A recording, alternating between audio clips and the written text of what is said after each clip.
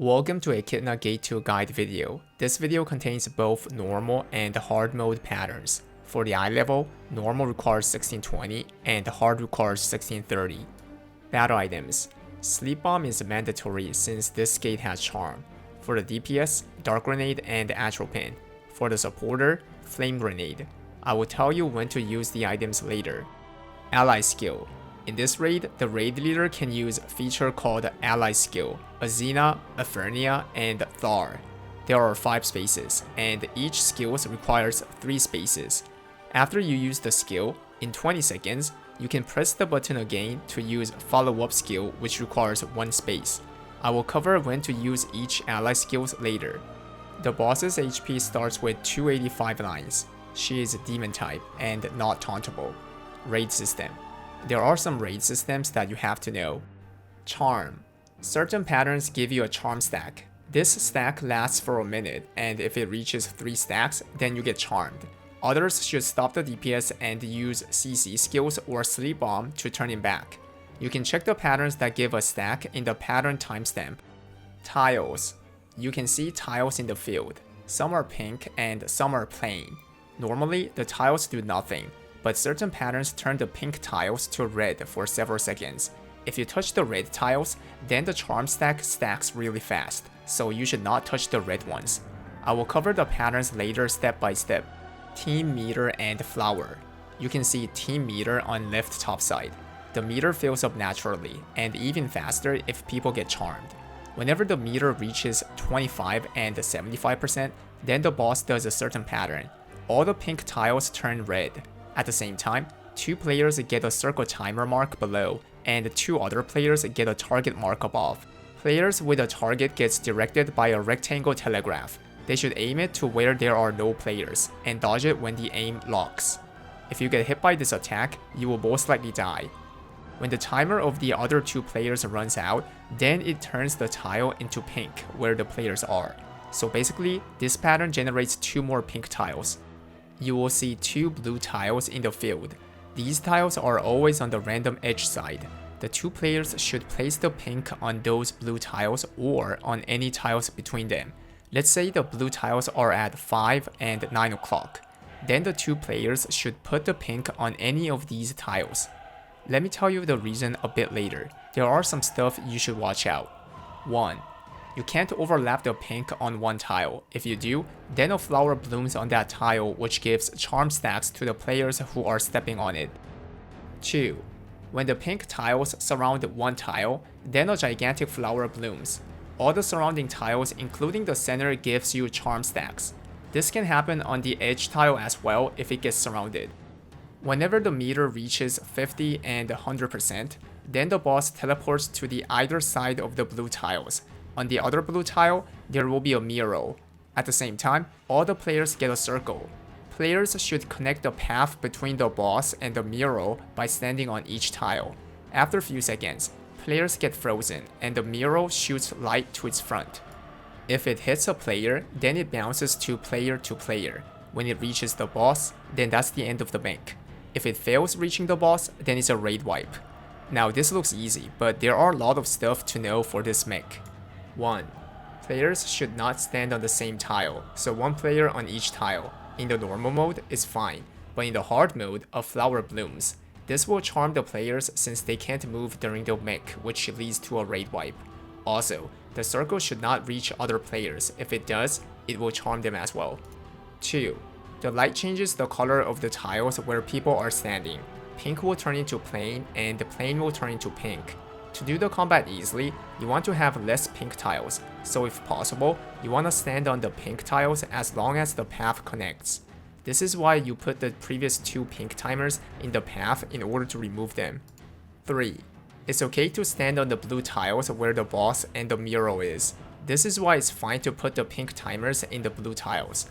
One thing the person in the mirror side should watch out is that he should stand on the straight direction of the mirror since it shoots the light forward. 4. When the mech is done, then both of the blue tiles move to the random edge. Normally, the supporters browse around and type the clock direction of both blue tiles, so that the players can make the path faster. Also, it helps the players to put the pink timers properly. so everyone should know the location of the blue tiles before the team meter gimmicks happen. Venus Flytrap. This mech is a time trigger mech, and it can come out 1 to 2 times throughout the raid.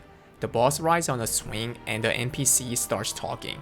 Soon, the view becomes narrow and all the pink tiles turn red. You can see flowers falling in the field, which gives a charm stack. Also, Venus Flytrap spawns in the tile with blue telegraph if a player is standing. If you get caught, then you get killed by receiving over 2 times of your max HP. You cannot use any battle items when you're grabbed. With that being said, the goal of this mech is to run around the plain tiles until the mech ends. There's an easier way to cheese. When the mech starts, all the players should gather to a far tile so that the flower doesn't reach. A bard or an artist uses awakening and other shield and damage reduction skills before the Flytrap eats her up. Other players should move out and come back after she got caught. Then wait in the tile until the mech ends. As long as the grabbed player doesn't die, you're good. Normally, bard, artist, or gundancer gets grabbed. Whatever the class is, it's recommended to get the awakening shield from the supporter. Around 212 HP, the boss holds her both hands and a cutscene happens. You will see 7 mirrors approaching in line. One of them is facing the opposite direction, and you have to counter that one. If you counter, you can't use skills for 2 seconds. This wave happens for 8 times. If you don't counter, then players will receive massive damage from the trail that the mirrors leave. If a player counters the wrong one, then he gets imprisoned. In that case, prioritize on countering rather than freeing the player since the trail disappears if you succeed a counter. Also, dodge the red telegraph that happens horizontally. This attack shocks the players. If you succeed all counters, the boss gets staggered. The leader uses Echidna to deal more damage. Line Mech. This is a time trigger mech, and it happens once throughout the raid. The boss teleports to the closest edge and rides on the swing. Everyone should stick close to her where there's no pink tiles. Soon, the vision becomes narrow and the pink tiles turn red. All the players will get a line. The goal is to run to the opposite edge of the boss to disconnect the line. If you fail to cut the line, then you get charmed. On the way, there are butterflies flying around. If a player gets hit by it, then he sleeps for 10 seconds, which is a guaranteed charm. Even if he gets charmed, you have to throw the sleep bomb after the 10 seconds of sleep debuff disappears, since it will not work if you throw beforehand. You pretty much want to go to the exact opposite side since the line stays connected if you're even slightly close. Also, you don't want to block the path with pink tiles before this mech starts, since red tiles give you charm stacks. If the path is blocked, then you have to spacebar through the red tile. Around 137 HP, a cutscene happens. You will see a gigantic Echidna. The goal of this mech is to stagger her. Her stagger bar is hidden. When the combat begins, she will do a fixed pattern, a laser wall that shocks the player's moves. You can dodge it when it disappears for a short window. At the same time, the boss shoots a beam to either left or right side, which gives a charm stack. This repeats 3 times. In the hard mode, the second laser wall does not disappear, so you have to spacebar through it. After the third beam, she holds her hand, which requires a 3-man co-op counter. The 3 players who countered gets stagger buff. In the hard mode, it can show red counter, which is a fake, so do not counter right away and counter when she turns blue. If you succeed, then you get free stagger time. Stagger her as much as possible. If the stagger is done by a certain degree, then she will blow a kiss, which is a clash pattern. The clash spot is a little bit away from the back edge. Press the G key and do the clash. The clash is very easy, 1 key in the normal mode and 2 keys in the hard mode. For others, they should stay at the center of the back edge to dodge the kiss blow. In the hard mode, you will see some hearts. If a player gets hit by it, then he gets pulled to the boss, which makes him get hit by the blow. Supporters should shield him in that case. If you get perfect from the clash, then you get 2 bars of ally skill. Now the thing is, you will mostly have around 4 bars when the clash begins, so it becomes a waste if you get 2 bars since the max is 5. So what you do is, the leader uses Thar, which does a lot of stagger when the kiss blow tries to finish. Then Thar will stagger the Echidna, and you will also get 2 bars of ally skill. When you succeed a stagger, then you go to the next phase. Not wasting the ally skill bar is really important since you have to use the skill again in the early next phase. You can use the Thar before the clash happens, but in that case, you have to control the stagger since you do not get 2 bars if the stagger happens before the clash. You can also just not use the Thar and stagger her, but that will put the party in huge risk since her patterns after the co-op counter are tricky, so using Thar when the kiss blow tries to end is the best. Let me cover some important normal patterns during this form. Grab. The boss grabs either left or right side. If someone's caught, then she blows on that player, which gives 2 charm stacks. Everyone should stop the DPS in case he gets charmed and throw a sleep bomb. Medusa. The boss puts her hands on the edge and shows either red or blue eyes. If it's red, you should look away. If it's blue, you have to watch her. If you watch the wrong direction, then you get imprisoned and the boss does rectangle attack in the center which one-shots the players. This attack is able to be countered, so counter her and save the people.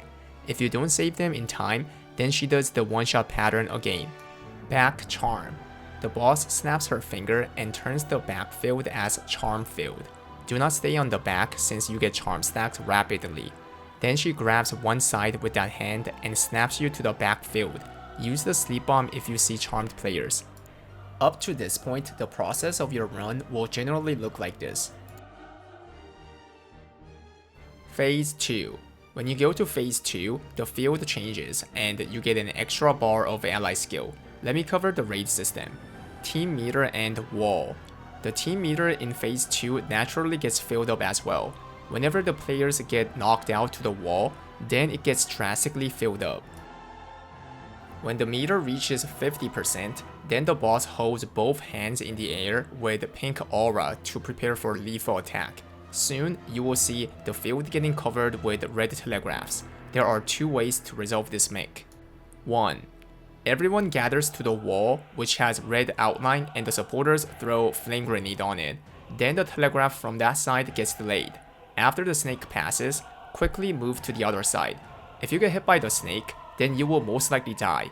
Even if you don't die, you get a permanent debuff which increases the incoming damage by 50%. 2.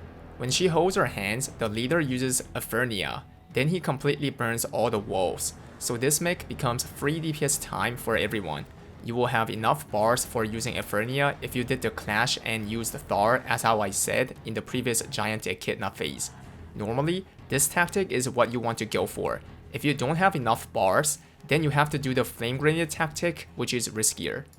When the meter reaches 100%, the boss lurks into the ground by attacking with her clones. Soon, the boss reappears in the center. Everyone should spread to ×3 and ×3+1 position.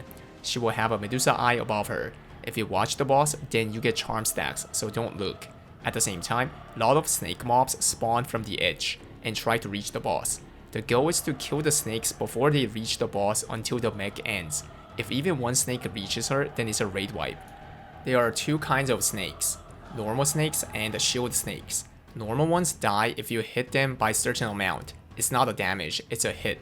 So using flame grenade here helps a lot in urgent cases. Shield snakes die if you CC them. You can use any skills that have status condition or just throw a sleep bomb.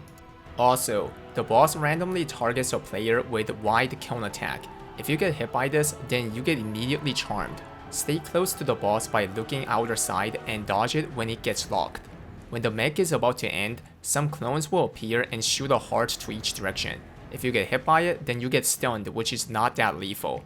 Keep on watching the outer side until the mech ends, then it's over. Periodical pattern. Crossing the line. This pattern is hard exclusive. Periodically, the boss jumps in the air with flowers falling. After she lands, she spreads pulse. At the same time, all the skills and items get locked except for the spacebar. If you get hit by the line, then you get charm stacks, which will most likely result in getting charmed. The goal is to use the spacebar to jump over the line. She does this pulse for 6 times, and you will see 6 stacks above your mana.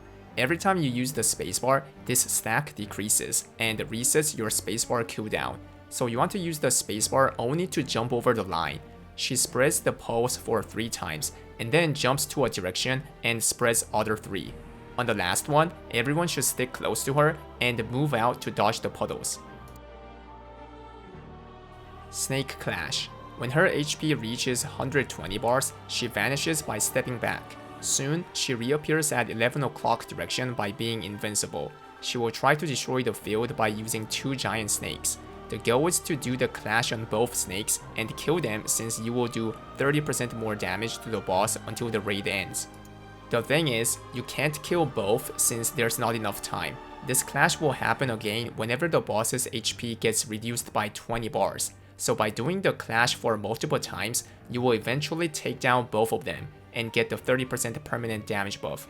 With all that being said, let me go back to the start of the clash and explain in detail. On the left side of her, a clash spot appears. The leader uses Thar by sticking close to the circle. This activates Special Thar, which not only does clash on behalf of other players, but also deals 61 HP bars by himself. The upper snake has 112 bars in total. After a few seconds, the bottom clash spot appears. One player should go there and do the clash. You don't want the supporters to do the clashes.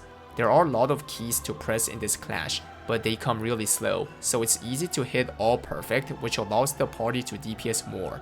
If you fail, then the snake destroys that part of the field and kills all the players in the path. All the players should send full buff and use atropines to take the upper snake's HP down to 61 so that Thar can finish it. As soon as it reaches 61, go to the bottom snake and do the DPS. The bottom snake has 86 HP bars. When the clash ends, the bottom snake runs away. So that was the first clash. At 100 HP, she vanishes and requires the clash again. Since the upper snake is dead, there will be clash only on the bottom side. Another player should do the clash. Others should use the second atropine and hard DPS. At 80 HP, she requires the third clash. This is where you want to kill him. If the party used atropine 2 times in the previous clashes, then normally you don't have to use the third atro here, and you can still kill it. If you can't kill the snake in third clash, then that's a restart, since you will get the 30% damage buff too late, which results in Berserk. In that case, there is another tactic that can be used. On the first clash, use the Special Thar and take the upper snake's HP down to 79 bars instead of 61, then DPS the bottom snake. The upper snake will have 18 bars left since Thar does 61. On the second clash, the leader stands parallel with the snakes and use Echidna by watching the direction. This will attack both snakes and take down the upper snake. If you DPS for the rest of the time, then the bottom snake will be taken down as well.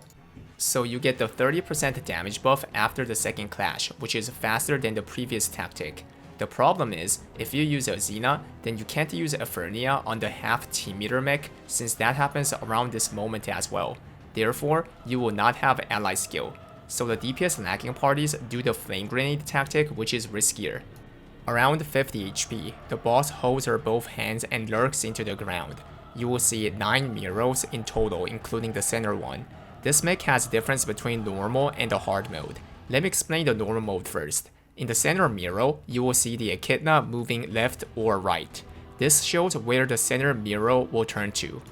The goal of this mech is to follow the back of the mirror and stagger it by watching its back. If you do not see its back, then you get stoned with massive damage from other mirrors. The previous indicator from the center mirror is not that important since it's easy to chase its back, so ignore it. The hard mode mech is completely different. One of the mirror on the edge will glow. At the same time, Echidna will move left or right for 5 times. The glow is where Echidna is initially hiding, and you have to add up the 5 directions to see where she's eventually hiding. In this case, the glow is 12 o'clock, and the mirror shows right, right, left, right, right, so she's at 5 o'clock. The mirrors can swap the positions, like here, 11 and 1 swapped, and then 5 and 11 swapped. So she's hiding at 11 o'clock now. Stagger the correct mirror, and that's the end of the mech. If you stagger the wrong one, that's a raid wipe. So it's important to memorize the glow and the 5 directions. The measurement of the direction is the center mirror. In this case, it starts at 6 o'clock. Left, left, right, right, right. So it's 7 o'clock. Do not confuse the direction. Until the boss's HP reaches 0, the process of your run for Phase 2 will generally look like this. When her HP reaches 0, that's the end of the raid for the normal mode, but in the hard mode, there's Phase 3. A cutscene happens. The boss fixes her position in the center of the field and does patterns. The outer side is dark, and if you go out, then you receive damage, so stay in. After every 2 patterns, the boss tries to grab the players in the bottom with small yellow cone range. At least 1 player should get grabbed. The grabbed player will be able to see which direction of the circle is glowing. In this case, it glows 1 o'clock, 9, and 5 in sequence. He needs to let others know the clock direction by typing them. Then the boss charms and throws the player to the top. Other players also get knocked to the outer side. They should quickly throw a sleep bomb on the grabbed player and come to the called direction since the counter will happen. It can be either red fake counter or blue real counter. If the first one is red, then the second and the third is blue. If the first one is blue, then the second is red and the third is blue. When the 3 counters are done correctly, then the team gets huge damage buff. The leader uses Echidna. If you counter the wrong one or miss the correct counter, then it does lethal attack to that direction. If no one gets caught, then nobody can see the red or blue glow from the boss, so you have to guess it, which is bad. After another 2 patterns, the boss tries to grab again. The person who got grabbed previously should not go in since he will die. Other than that, do as I said previously. That's the end of the entire raid. This time, let me go over the normal patterns. Charm patterns. Stagger. The boss applies target marks on 3 players and starts walking, which requires stagger. At the same time, blossoms spawn on where the target players are, which stuns people by giving a charm stack. Targets should move out, and other 5 players should stagger the boss. If you fail the stagger, then she summons a giant blossom that also stuns and gives a charm stack with massive damage. In, out, in. The boss starts attacking 3 times where the safe zone is her close back. Then she jumps, which knocks out the players to the outer side, and finishes with an outer attack that gives a charm stack. Stick close to her back and move out before she jumps, then come back. In Phase 2, it generates puddles on where the players are. Red tiles. The boss jumps, which turns all the pink tiles to red. Blossoms also fall in the field, so stay out from the red tiles and blossoms since they give you charm stacks. Backstep and cone. The boss steps back and attacks in cone range, which gives a stack. She does this 2 times. Move far away to dodge the cone and the blossoms in the field as well. In Phase 2, she does this for 3 times. Front stun. The boss turns to the aggro and attacks the front, which stuns the players. If someone is hit, then she attacks around her, which gives a charm stack, so move out. If no one is hit, then she jumps and does the same attack again. Dodge her front. In Phase 2, she does this attack 3 times in a row by changing the target. The person who got hit gets imprisoned, so save that player and move out. Double cones. The boss attacks the front in a cone range. If someone's hit, then she attacks the front and back, which gives a charm stack. The only safe zone is the right side of her. Backstep Blossom. When the boss is close to the edge of the field, then she backsteps by spreading blossoms in the field. Non-charm patterns. Retaliation. This pattern only comes out in the hard mode. The boss suddenly summons pink field. Everyone should stop DPS. If she gets attacked, then she retaliates with massive damage. Heart. The boss holds a heart above her. Soon, she spreads lots of hearts everywhere. If a player gets hit, then he gets immobilized and the boss teleports to that player and grabs all players on that side. Free him by staggering. The grabbed players get a pink timer debuff, which generates a pink tile. Put them on the path in between the blue tiles. 4 murals. The boss summons 4 murals that aim the players. After they are locked, they shoot beam to that side, which does lethal damage. Look at the aggro and dodge them when the aims are locked. 8 murals. The boss summons 8 murals. Each mural follows the players and shoots beam. At the same time, the boss also shoots laser with red telegraph that shocks the players. To dodge the chasing beam, go to the farthest side and move to the other side when the laser from the boss finishes. Backstep and heart. The boss steps back and shoots heart in a cone range. Then she attacks that area once again. The heart stuns you, so stay out of her front when she steps back. Double backsteps. The boss bends her upper body slightly and steps back 2 times. On the first step, she attacks the left front. On the second step, right front. Move to her back when you see her bending. Pink orbs. The boss shoots pink orbs for 2 times, then backsteps and shotguns, which comes back. If you get hit by all the orbs from the shotgun, then it's lethal. Jump.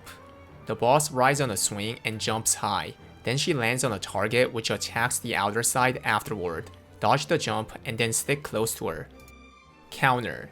The boss suddenly requires a counter. If you fail the counter, then she dashes 2 times, which knocks out the players.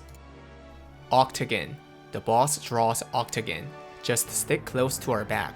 In Phase 2, the size of the Octagon is much smaller. You can dodge the attack by sticking really close to her back. Push. The boss turns 180 degrees, then stomps and pushes that direction. Sometimes she pushes right away. Phase 2 additional patterns. Co-op counter. The boss holds her hands high. Soon, she does a sequence of AoE attacks and requires a co-op counter that needs 2 people. To properly resolve it, go to the mid-range of any diagonal direction. After the yellow telegraph finishes, stick to her front and counter her. She does this pattern even in Phase 3, which is not able to be countered, so you just have to dodge it. Counter. The boss dashes 1 or 3 times and then requires a counter. Stick close to her after she dashes and then counter. Medusa.